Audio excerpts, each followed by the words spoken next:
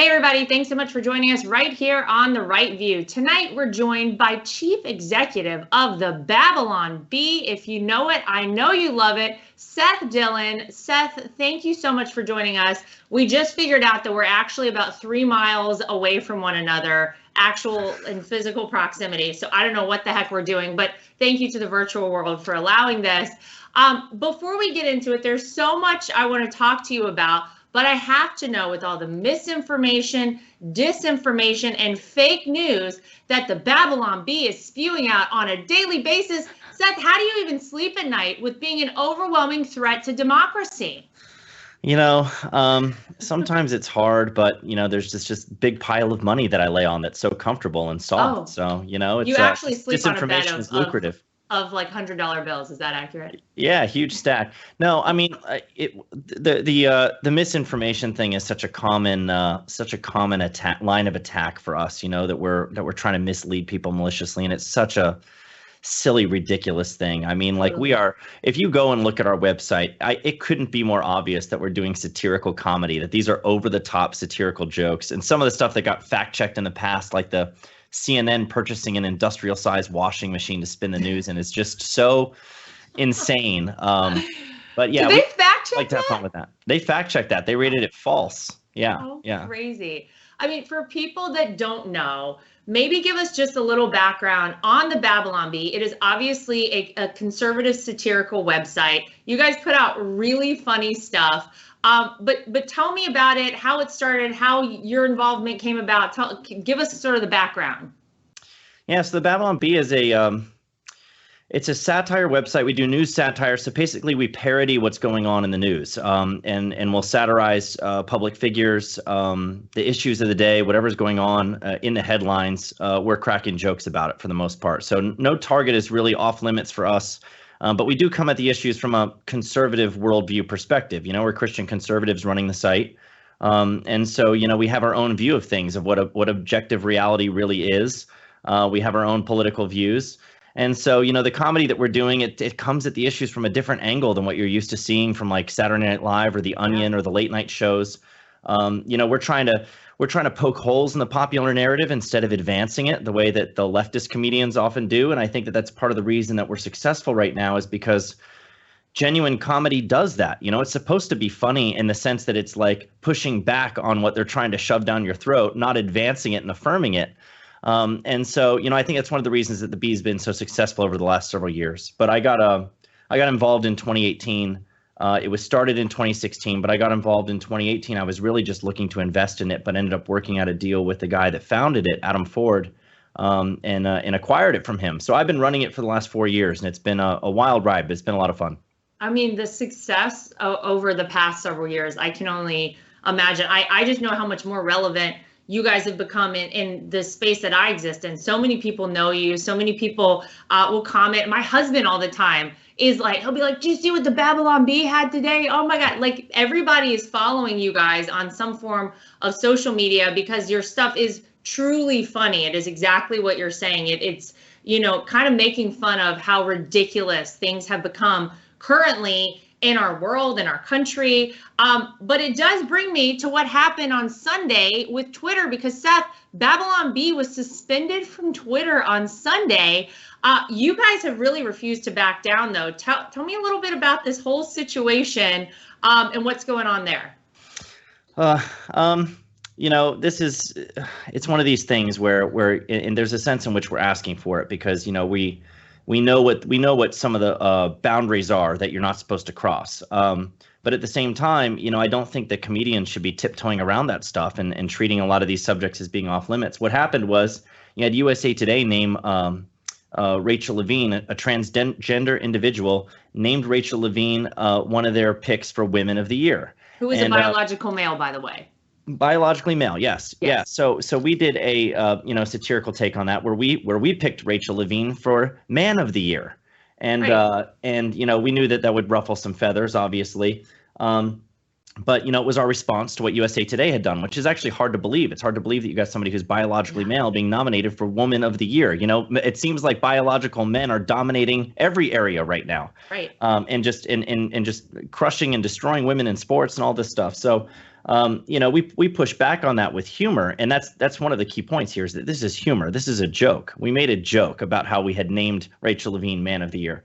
They took the joke very seriously, though, considered it hateful conduct, and told us that if we didn't delete that tweet, then we would remain locked out of our account. We're currently locked out until we delete it. So they're putting the onus on us. They could easily delete that tweet themselves if they don't want it to stay up on Twitter, but they're making us bend the knee and do it for them. They're making us check a box that says, I acknowledge that I engaged in hateful conduct and I'm sorry and I'm taking down this tweet and I won't do it again. And so we're having a hard time in good conscience doing that. So we're pushing back and saying, no, we don't want to delete the tweet. So now we're kind of at an impasse where we're not able to tweet on Twitter and we're waiting to see what Twitter says in response. Wow. When I saw something that you posted kind of referencing this whole situation actually earlier today, and you were basically like, if we were to give in now, essentially is what I took from it, like they win and there's no end. And, what about freedom of speech? I've seen a lot of people talking about how this really is just shutting down your First Amendment right to freedom of speech.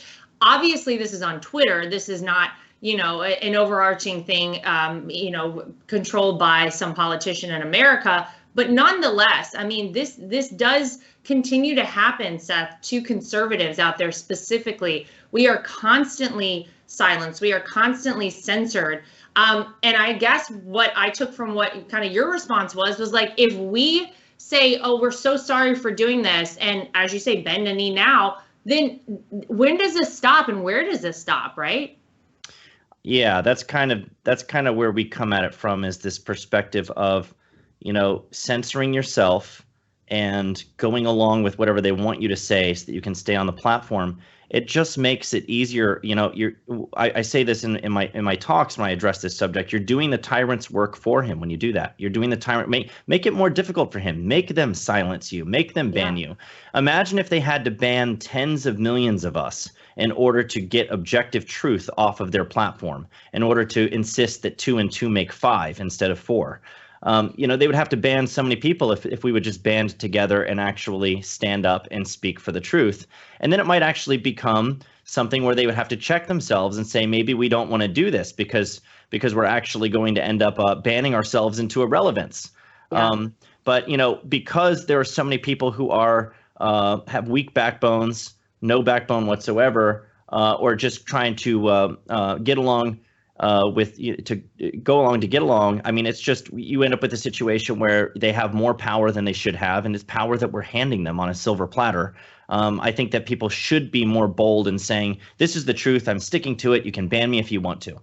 But then it's just a matter of, well, where do you go? Where do you go to engage in public discourse, if not Twitter and Facebook and YouTube, these places where the vast majority of public discourse happens today in the modern digital world? There is no real alternative. I mean, the physical town square, which is where you typically think of speech being protected by the First Amendment, no one's speaking in the physical town square. Right. They're speaking on these platforms. And so it's a really important question we have to ask ourselves is, how do we deal with this, where we're either on our own removing ourselves from the digital public square, or being forcibly removed and silenced? What happens to our voices? Yeah. And gosh, I mean, are people really that sensitive, Seth, that they can't see that you guys are, obviously this is a joke. This is a satirical commentary on things. God, if yeah, they are. Could you, I mean, the answer is yes, and that's so frightening, but it doesn't go both ways, because my gosh, if anyone in our family had been as nearly as sensitive as some of these people I claim to be or think everyone is, I mean, we would all have just offed ourselves by now. There's no way we could have survived it. But it is just amazing to me to see the things that they will actually say that are completely false about our family, about my father-in-law.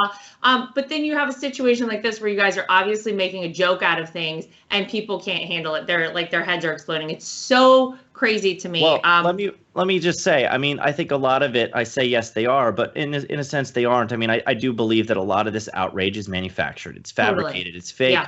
And the reason that they behave as if they are completely outraged by a joke that pokes at one of them is because it's an effective tool. You know, when they've learned, and we've taught them this, by the way, we've taught them this. They've learned that if they can form a bit of a mob and get up in arms and angry about something, then apologies will come and people will resign and whatever they want will be done. It's Right. like the spoiled brat 2-year-old or 3-year-old toddler who whines and cries until he gets what he wants and learns that that's an effective way of getting what he wants. Totally. And so you end up with this fake crying that's not even real, where he's just manipulating you into doing what he wants you to do because he knows that you're going to do it.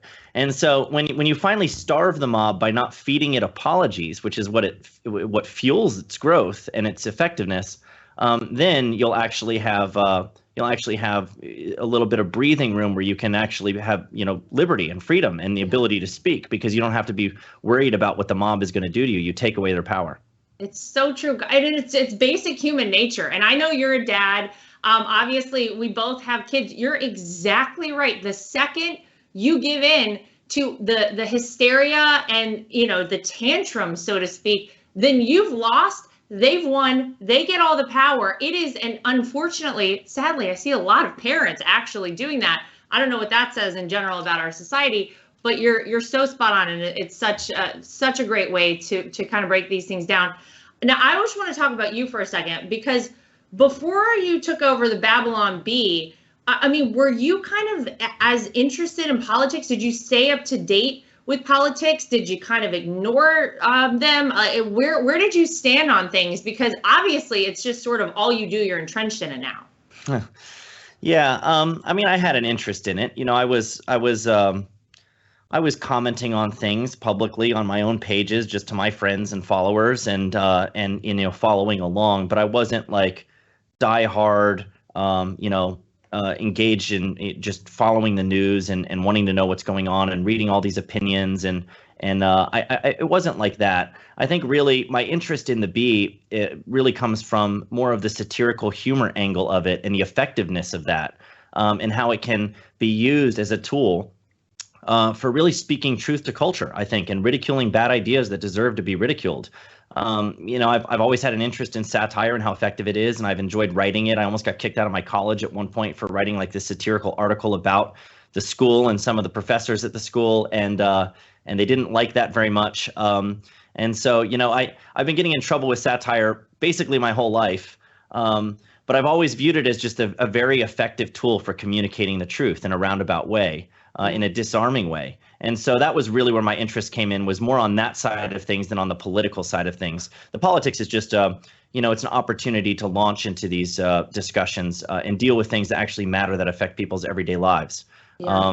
There's just fresh material coming out of the headlines every single day. So constant material. Yeah. There's no lack, for sure. Do you feel like that it's so impactful now, the Bee, and sort of everything you guys are doing, and you've really grown such a big following because of how overly politically correct everything has become, sort of like in the past decade or so? Because I think people are just sick of it and just so tired of being told that they need to like tone it down, censor yourself, don't offend anybody, all this stuff. I mean, it's maybe that, do you feel like that's a reason so many people have kind of picked up on you guys?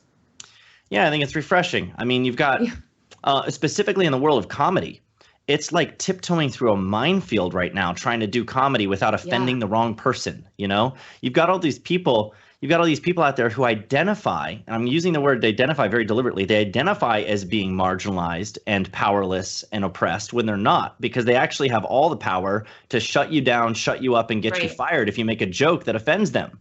And so, you've got comedians who are just tiptoeing through these minefields, trying not to offend anybody. Everybody wants their safe space.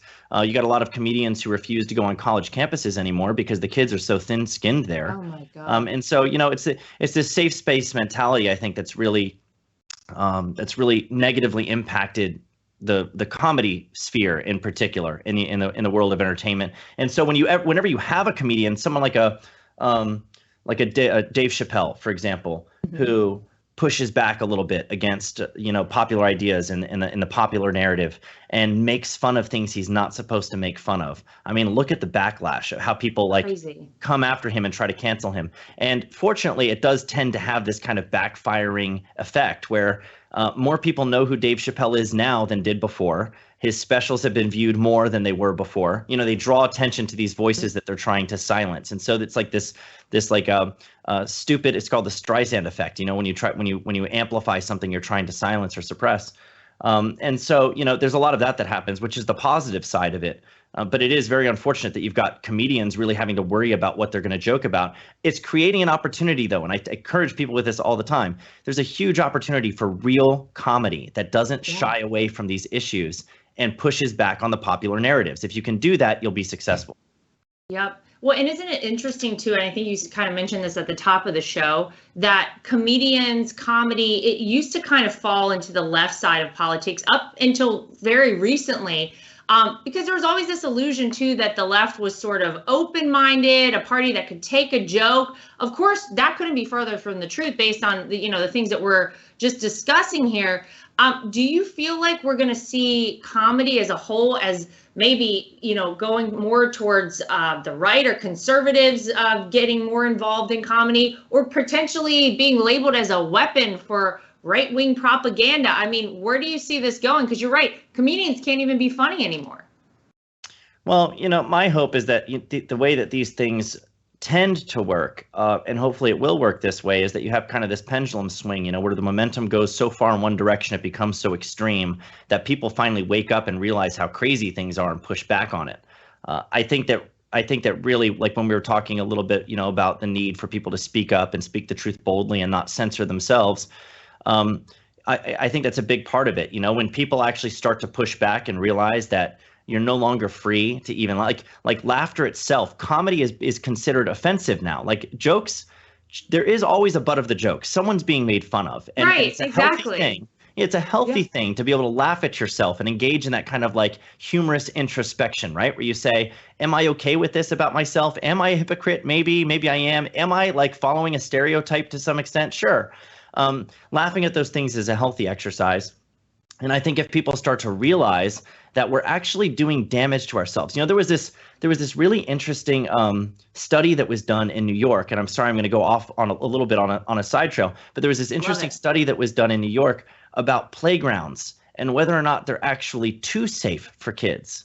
And it was fascinating because they were studying these playgrounds that over the years have evolved to have like really cushiony, soft ground, and you can't climb too high. They don't want you to fall from high heights or anything like that. They don't have the metal slides that we used to burn ourselves on. Yeah. You get these like terrible skins and burns and cuts, or they would cook in the sun and they would be so hot they'd melt your skin off. Yeah. But you've got the playgrounds now are so safe that it's actually harming kids. That's what the study found, is that it's harming kids because it's teaching them that they can't get hurt when they fall. And then, the kids leave. False sense of security. Yeah. False sense of security. They leave the playground, they go play in the real world, and they fall on the sidewalk and it hurts. They climb a tree and land on concrete and it hurts.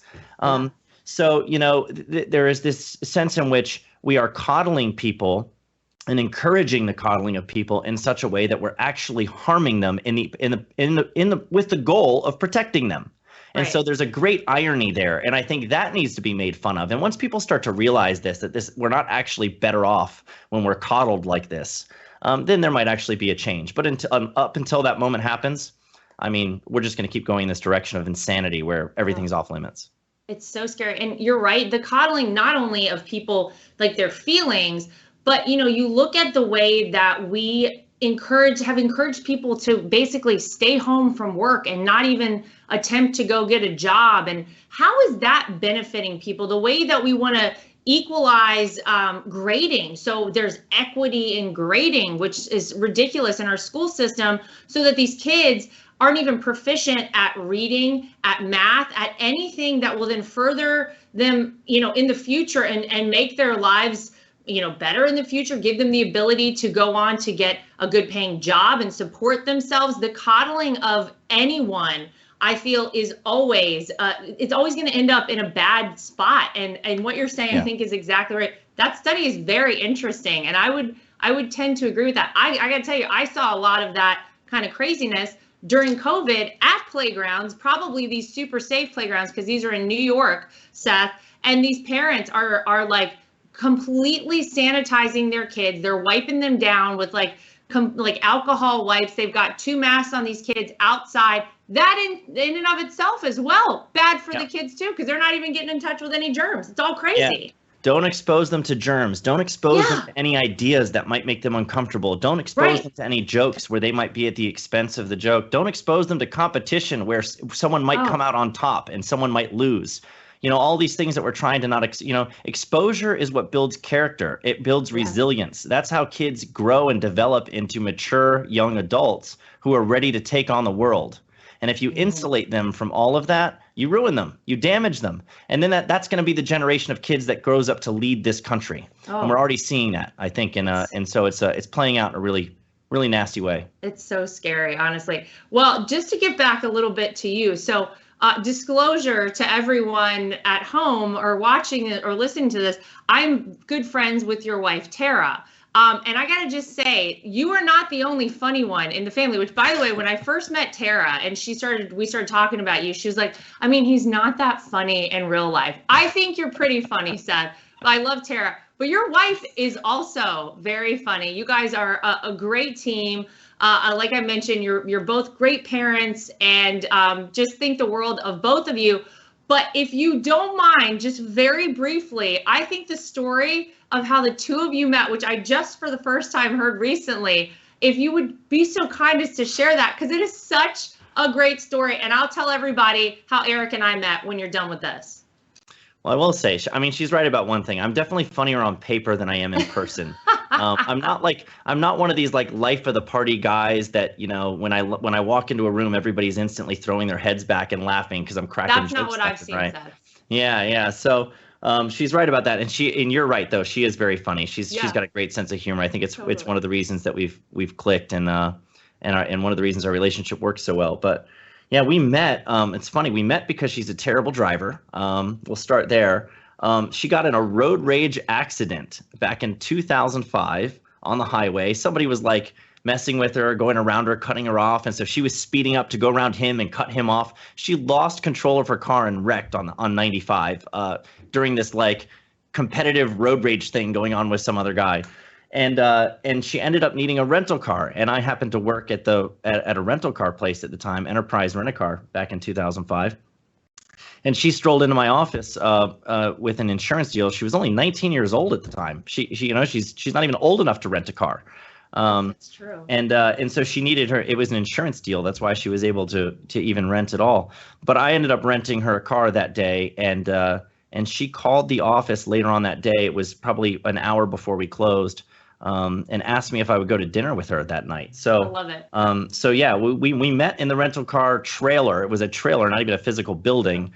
And she called later that day to ask me out. So we're only together now, and we have this family, this beautiful family, because she had the guts to pick up the phone and call me and ask me out. And that was a pretty amazing story. So yeah, we ended up getting married in 2010, 5 years later. So the rest is history.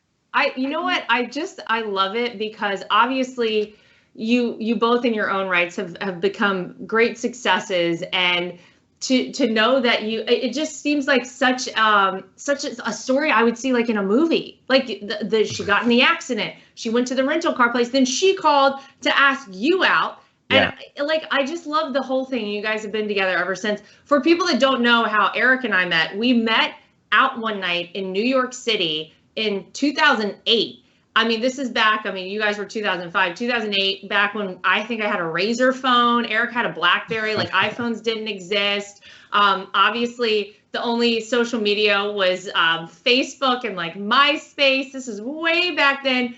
But when does that work out? The people just meet like out in New York City, and then like here we are with two kids, a presidency, all of this crazy stuff later. I think it's awesome. But who asked who out? That's the question. Oh, he asked me out. Well, don't kid yourself, Seth, please.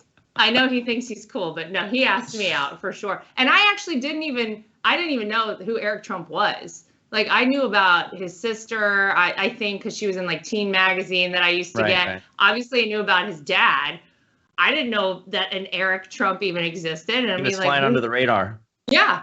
So, and I had no idea who he was. He was just taller than I was that night, and I was wearing heels. So that was good enough for me. But before I let you go, I have to ask you about this awesome interview that Babylon Bee did with Elon Musk. How did this happen? Because this is not a guy that's just out there giving a lot of interviews. And I mean, it was really cool to see that happen. That came out of nowhere. I mean, I was vacationing with my family in Orlando. We were in a Disney theme park at the time, Love it. And I get a message from one of our employees who says, "Hey, you should be aware that I've got like Elon Musk responding to me. I messaged him on Twitter, and he started answering me. What do you want to do? Do you want to jump in here and take this over?" I'm like, "What are you guys talking about?" He's like, "Well, right now, just the weather." And I'm like, okay, yeah, hand it off to me, please. Oh my God. He had reached out to Elon Musk because Elon Musk follows us on Twitter. He's been a fan of ours for some time, Good for him. It's amazing. I mean, he interacts with our tweets. He retweets them. Well, we're currently locked out of Twitter, so that's on hold for the time being. But he's been engaging with our content for some time, and he likes our humor. He likes it for the very reasons that we've talked about in this discussion. You know, it's refreshing that we come at the issues from a different perspective, and we actually like poke holes in the popular narratives.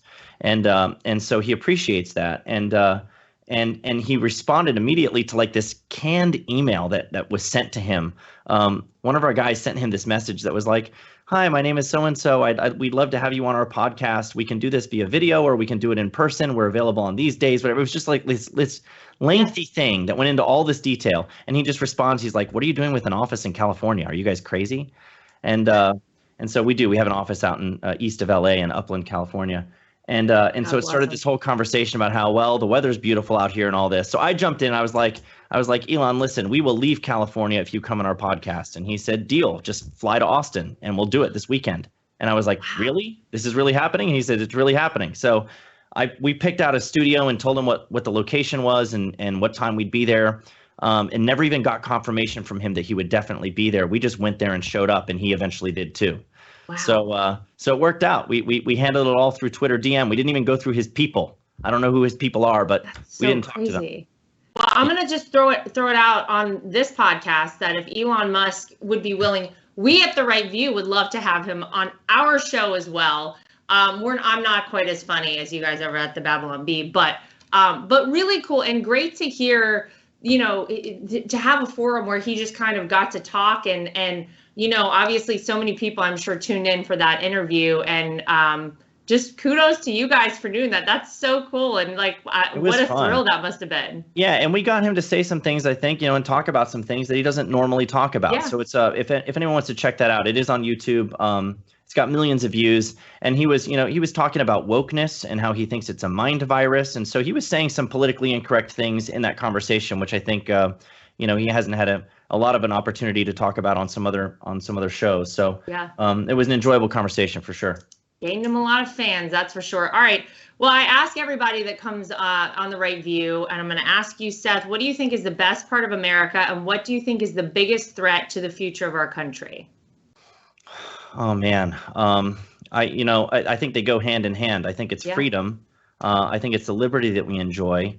You know, the right that we have to live and be free and enjoy liberty in this country is God-given, and it's preserved in our Constitution, in the Bill of Rights. And I think the biggest threat that we face right now is the threat to freedom. It's the threat to freedom of speech. It's the threat to the freedom of our, religion and faith.